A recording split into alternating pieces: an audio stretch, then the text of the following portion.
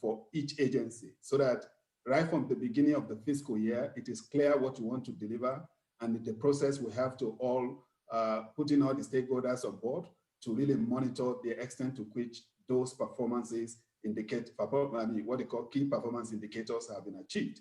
And that's one of the areas we're working with. And we are working with several departments, including with the National Planning Commission, to really develop what they call monitoring and evaluation capability, because that's where the missing link is. Most monitoring and evaluation is done on the basis of political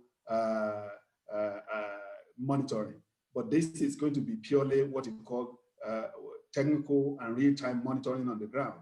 So if you say you want to construct 10,000 kilometers of road in a particular fiscal year, we want to see how many roads have you succeeded in constructing by the end of the year. If you have set up an objective of making sure you want your educational policy to reach 1 million South Africans, we want to find out to what extent were you able to reach this 1 million? And if you do not, what are the bottlenecks? And how can we address this implementation bottleneck? This is one of the things which we've been working with various departments, the National Planning Commission, Social Development Department, and many other ones, in order to ensure that we build the capability of the institutions at the districts level, at the municipal level, as well provincial level and national level, to be able to implement programs and policies that have been articulated in our national development plans. So this is one of the things which we are doing, and we are mobilizing partners, not only within at the national level, including the private sector, civil society organizations, and also international development partners, to really ensure that we focus more on implementation as the missing link of development imperative in South Africa. Thank you very much, Dr. Odusola. Unfortunately, that is where we have to leave it for now. Thank you very much for making the time to be with us this afternoon as we anticipate the President's all-important State of the Nation address. Thank you very much. Thank you very much, Sebolelo, and thanks for what the National Parliament is doing. And we're ready to really work with you to ensure that the objectives are really achieved. Thank you very much. Thank you very much.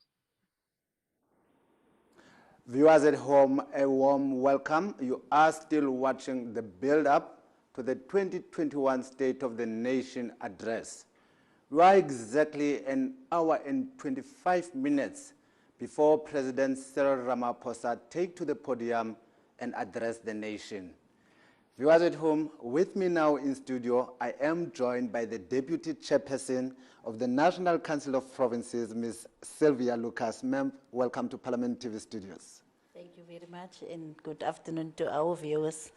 Thank you very much, ma'am.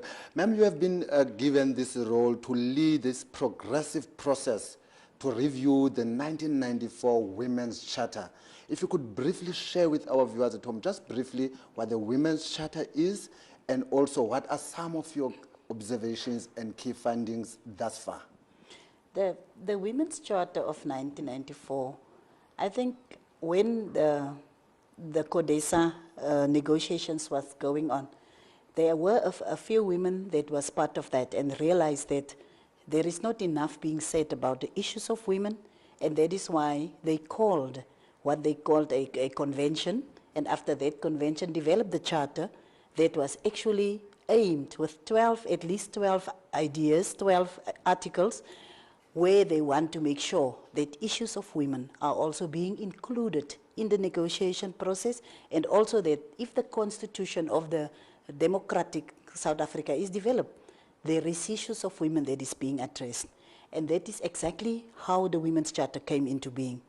And in 2019, we realized that it's already 25 years, and we don't know whether there was ever a process of making sure that we review the national gender machinery, review whether there is implementation of the areas that the articles of the Women's Charter are being addressed in terms of legislation, in terms of policy, and so on. And that is why we have decided to begin this process comprehensive, because when we started it, we couldn't even begin to imagine how comprehensive that process would have been. And after some time, We're engaging with women in all our provinces. So far, we have covered 7 provinces, but for the Western Cape, we still need to come back to the rural districts to make sure that we cover more of the Western Cape.